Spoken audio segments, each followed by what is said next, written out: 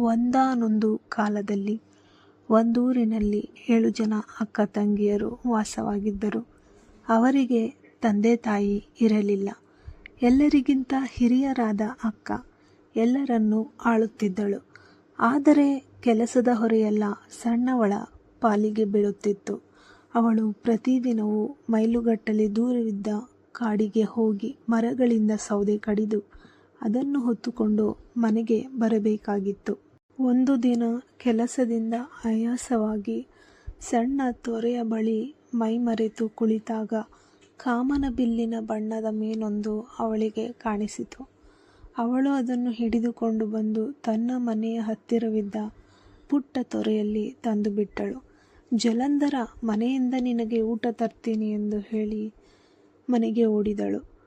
ತನ್ನ ಪಾಲಿನ ಊಟದಲ್ಲಿ ಅರ್ಧದಷ್ಟನ್ನೇ ತಿಂದು ಉಳಿದ ಅನ್ನವನ್ನು ಜಲಂಧರನಿಗೆ ಕೊಟ್ಟಳು. ದಿನವೂ ಅವಳು ಆ ರೀತಿ ಮಾಡಿದಾಗ ಮೀನು ಪುಷ್ಟವಾಗಿ ಬೆಳೆಯಿತು. ಆದರೆ ಅವಳು ಮಾತ್ರ ಸಣ್ಣದಾಗಿದ್ದಳು. ದಿನನಿತ್ಯದ ಕೆಲಸ ಮಾಡಲು ಅವಳ ಕೈಲಿ ಸಾಧ್ಯವಿಲ್ಲದಾಯಿತು. ಇದಕ್ಕೆ ಕಾರಣವೇನೆಂದು ತಿಳಿಯಬೇಕೆಂದು ಒಂದು ದಿನ ಅವಳ ಸಹೋದರಿಯು ಅವಳನ್ನು ಹಿಂಬಾಲಿಸಿದಳು.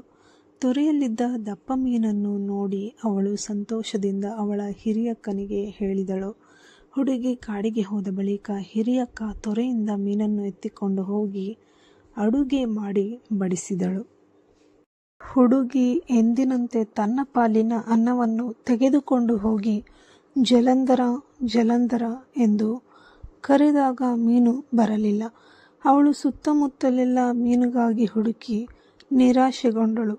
ಕಡೆಗೆ ಬೇಸರದಿಂದ ಮನೆಗೆ ಬಂದು ಮಲಗಿಕೊಂಡು ಬಿಟ್ಟಳು. ಮರುದಿನ ಬೆಳಗ್ಗೆ ಹುಂಜ ಕೂಗುತ್ತಾ ಜಲಂಧರನನ್ನು ಅವಳ ಅಕ್ಕಂದಿರು ತಿಂದಿರುವುದಾಗಿಯೂ ಅದರ ಮೂಳೆಗಳನ್ನು ಬೂದಿಯಲ್ಲಿ ಬಿಸಾಕಿದ್ದಾರೆಂದು ತಿಳಿಸಿತು. ಹುಡುಗಿ ಬೂದಿಯಲ್ಲಿ ಹುಡುಕಿದಾಗ ಜಲಂಧರನ ಮೂಳೆಗಳು ಸಿಕ್ಕವು.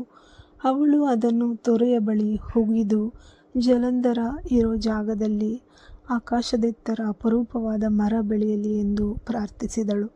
ಜಲಂಧರ ಇಲ್ಲದ ಕಾರಣ ಅವಳಿಗೆ ಹೊಟ್ಟೆ ತುಂಬುತ್ತಿದ್ದರಿಂದ ಹುಡುಗಿ ಮುಂದೆ ಚೆನ್ನಾಗಿ ಬೆಳೆದಳು. ಅತ್ಯಂತ ಸುಂದರಿಯೂ ಆದಳು. ಪ್ರತಿದಿನ ಮರ ಬೆಳೆಯುತ್ತಿದ್ದ ಜಾಗಕ್ಕೆ ಬಂದು ನೀರು ಹಾಕುತ್ತಿದ್ದಳು. ಸ್ವಲ್ಪ ತಿಂಗಳಲ್ಲಿಯೇ ಅದು ಆಕಾಶದಷ್ಟು ಎತ್ತರಕ್ಕೆ ಬೆಳೆಯಿತು.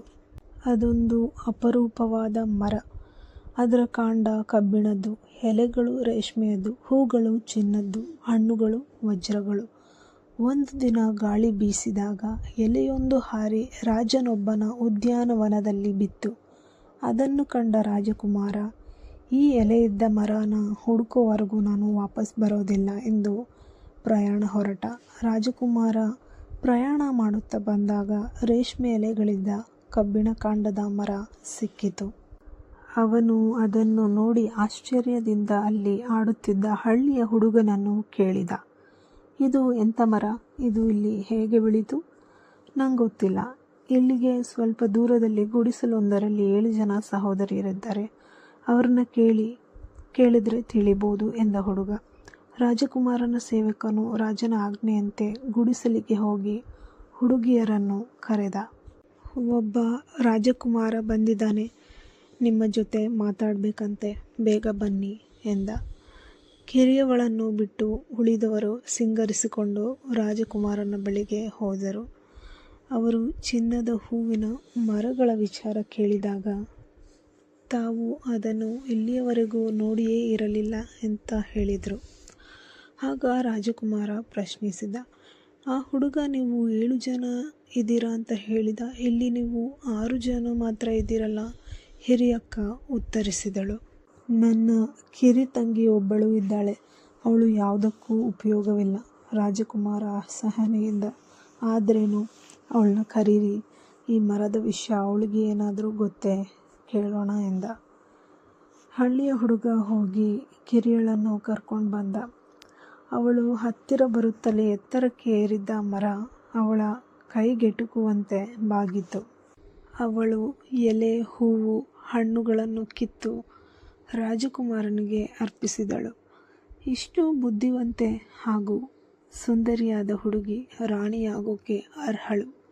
ನನ್ನನ್ನು ಮದುವೆ ಆಗ್ತೀಯಾ ಎಂದು ಕೇಳಿದ ರಾಜಕುಮಾರ. ಪರಸ್ಪರ ಒಪ್ಪಿಗೆಯಾಗಿ ಅವರಿಬ್ಬರ ಮದುವೆ ಅಲ್ಲೇ ಆಯಿತು, ಅಲ್ಲೇ ನಡೆಯಿತು. ಅಲ್ಲಿಂದ ಮುಂದೆ ಅವರಿಬ್ಬರು ಸುಖವಾಗಿದ್ದರು.